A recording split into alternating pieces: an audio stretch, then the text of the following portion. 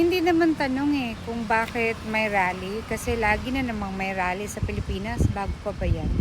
Pero ang tanong, bakit ang daming sumasali sa Maisog Rally? Kung ako ang tatanungin ninyo, maraming sumasali sa Maisog Rally kasi marami ang naniniwala sa mga Duterte.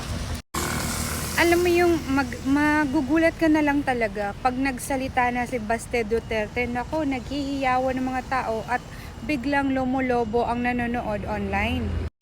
Ngayon, maiintindihan natin na pinipigilan ang mga rally kung ito'y magulo, madugo, o di kaya makalat, di ba? Tulad ng mga ginagawa dati na may mga effigy pa na talagang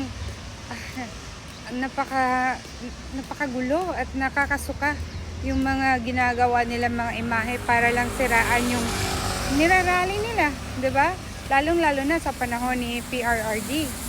Pero ang tanong, bakit ang isang peaceful rally ay pilit na pinipigilan? Ayaw ba natin ng kapayapaan? Diba?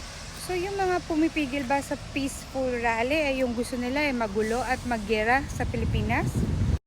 Eto, pangatlo at panghuling tanong. Huwag muna nating damihan kasi baka mamaya sumakit na ang ulo nila, 'di ba? Para sumagot sa mga tanong natin.